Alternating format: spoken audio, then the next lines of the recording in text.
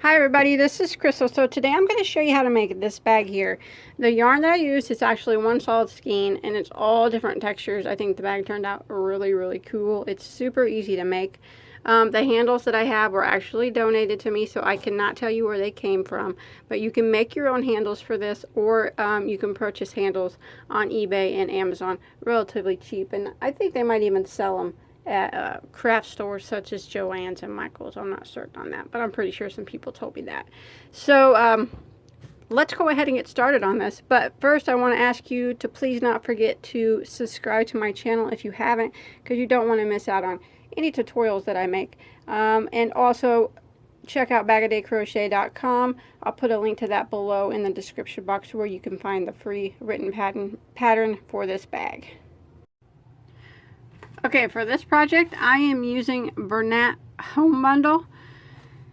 It's a super bulky number 6, and this is actually the first time I've ever used it. It's an acrylic polyester, so what it is, it's just kind of like a mixture of different yarns all together in one skein.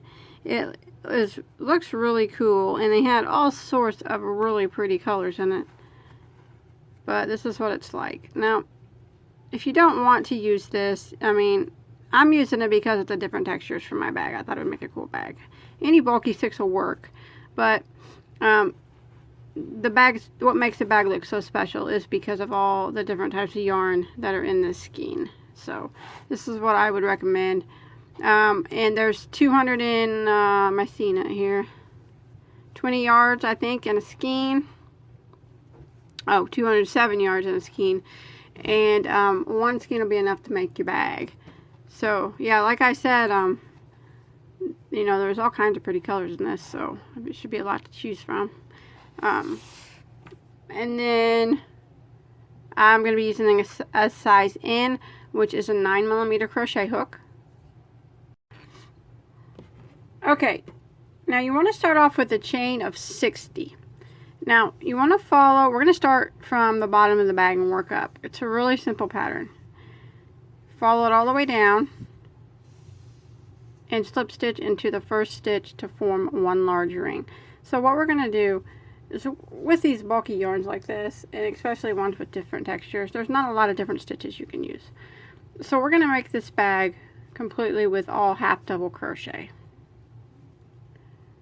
So like I said, you can use a different yarn, but since it's just made with half double crochet, it's going to look pretty plain. That's why this texture yarn, this is what's going to make it look, this is what's going to make it stand out.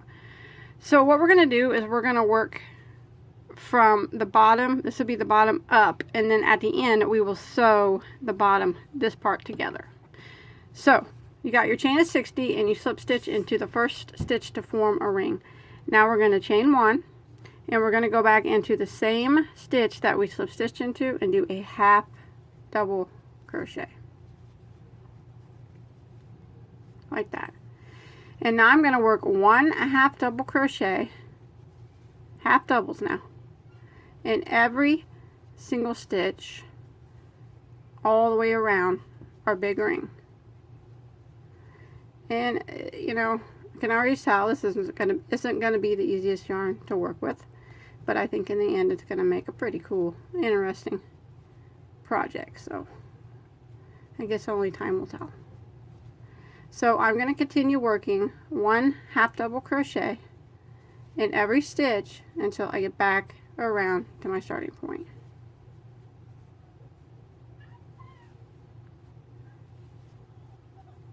So just like that. Okay, once you make it back around, you can see this is what it kind of starts to look like. Different colors, different textures. You should have 60 half double crochets. Now you're going to need some type of a stitch marker, so I'm just going to use a piece of yarn that fell off of this skein here, and you want to stick it right here. That way you know where you begin and where you end. Now the only thing I'm going to do is jump over, and I'm going to half double crochet into the first half double crochet. So I'm just going to yarn over and go right into that first half double crochet and half double crochet right into it. So now what we're doing, and we're going to work 1 half double crochet in every stitch. We're just working rounds of half double crochets.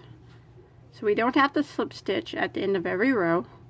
we can just continue working around and around, putting 1/2 double crochet in every stitch. And like I said in the beginning, it's a super easy pattern. It's the texture, it's the yarn that makes the bag. For this particular project, it's not the stitch. Sometimes when you work on things, the stitch makes the project, you know. And then sometimes you can do the simplest stitches, but it's the yarn that makes the project. This one is going to be the yarn that's going to make the project look pretty unique and pretty cool. So we're just going to keep working rounds of 1/2 double crochet round and around. See, not everything has to be hard to make something interesting. So any beginner can do this. Like I said, this yarn may not be the easiest to work with. This is the first time I worked with it. So far though, it's been pretty good. I haven't had many problems yet. So I'm just going to work 1/2 double crochet in every single stitch until I get back to my stitch marker. And then when I make it back to my stitch marker, I'm just going to move it up. You should have 60 stitches. And I'm going to continue around again, working 1/2 double crochet in every stitch.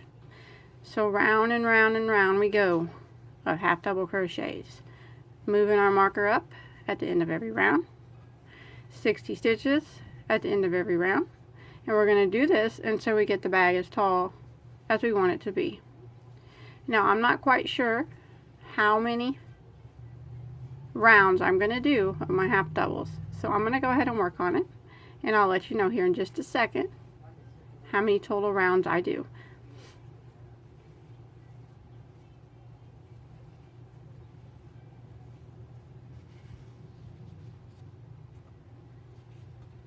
And remember, at the end is when we will sew this bottom up. Okay, I went ahead and done 15 rows. Now you can do more if you want. You know, it's up to you. And I made it back to my stitch marker here, and you still should have your 60 stitches. So what I'm going to do now is I'm going to go ahead and move my stitch marker because I'm not going to need it anymore.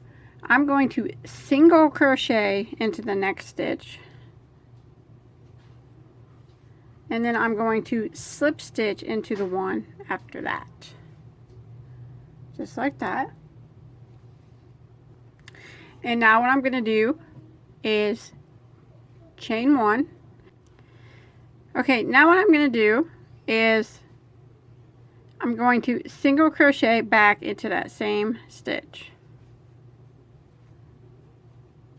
And then I'm going to single crochet into the next stitch. So that was 2 single crochets that I just did in a row.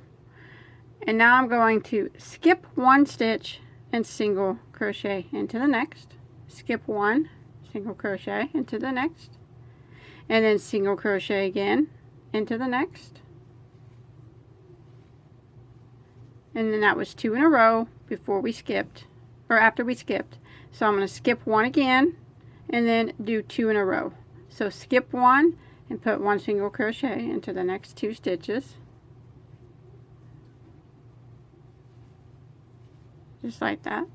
I'm going to skip 1 and then put 1 single crochet into the next 2 stitches. And this is what I'm going to do all the way around until I get back to my, over here to where I started my single crochets.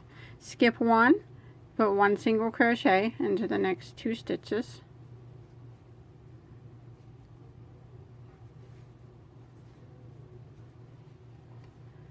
Skip 1, 1 single crochet into the next 2.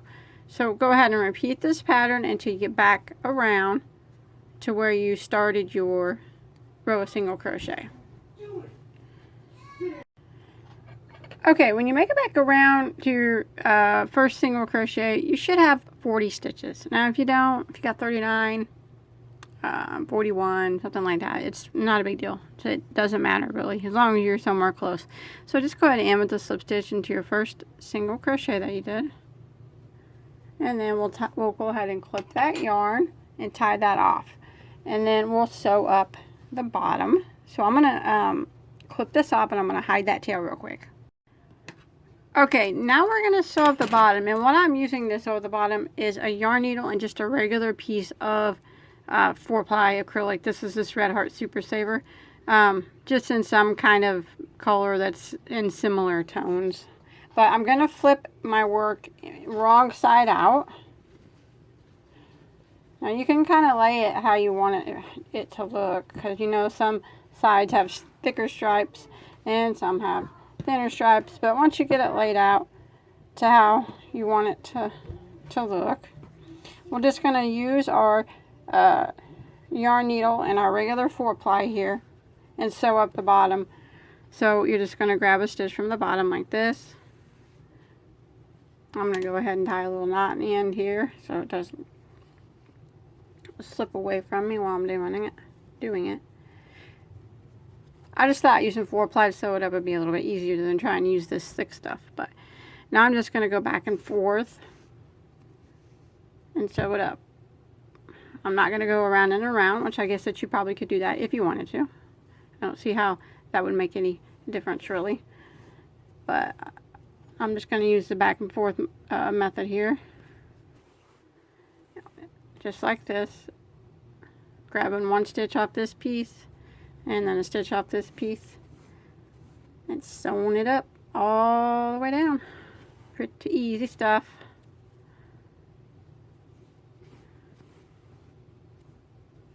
Now if you want to go, once you get all the way down it, if you want to go back down it again, you're more than welcome to do that to make sure it's nice and sturdy. So I'm going to go ahead and finish getting mine sewed up all the way down to the other side. When I get to the other side, I'll just weave in my tail here and clip it off, and then you want to flip your bag right side out again, and then we'll see what the seam looks like. Hopefully it looks pretty good. I really hate seams, which you probably know that if you watch my tutorials on a regular. I talk about my hate for seams quite a bit. So I'm going to go ahead and finish this until I get to the end here and flip my work right side out. Okay, I'm all sewed up at the bottom and I flipped my work right side out. The seam looks pretty good. You can't really tell. You can't really see that yarn too bad. So that was a idea, actually turned out alright using just the regular 4-ply. Now when I sew on the handles, I'm actually going to use, I'm going to dig in the rest of my skein here, and I'm going to use this thin white stuff to sew on my handles. So I'm going to clip some of it off, because there ain't a lot left in this skein, and there ain't enough left for me to make another project. So clipping through the middle is not going to hurt anything. But you can use regular 4-ply too if you wanted to. It's not that big of a deal. A matching 4-ply, if you have the kind of handles I do. If not, this bag would look great with homemade handles also. You can make them out of the same yarn that we used, or make it out of a matching 4-ply. 2 handles, 2 short ones, 1 long one, 2 long ones. You know, I think this bag will look good with any of them. But like I said, I got these donated and I don't really know where they came from. But all I'm going to do is use my yarn needle and this yarn and sew them on. And I'm just going to eyeball it and try to get them each into the center here. So I'm going to sew them on to the top row here and to this piece of hardware right here. So I'm going to go ahead and get mine sewed on real quick. Okay, once you get your handles sewn on, that's it. That's all there is to it. I think it turned out really cool. I don't normally carry crochet bags, but this would be something I would probably carry to a store or something if I ever went. But because I think I like all the different textures in it. It's pretty neat. If you make this or anything else, I'd like to see a picture. You can post a picture on my Bagoday Crochet Facebook page. I'll put a link to that below in the description box. So please don't forget to check out bagodaycrochet.com, where you can find all kinds of stuff there. And I will put the free written pattern to this bag on my blog too. So I'll put a link to that below. Don't forget to subscribe and like this video. And that's it. Until next time, have a good day.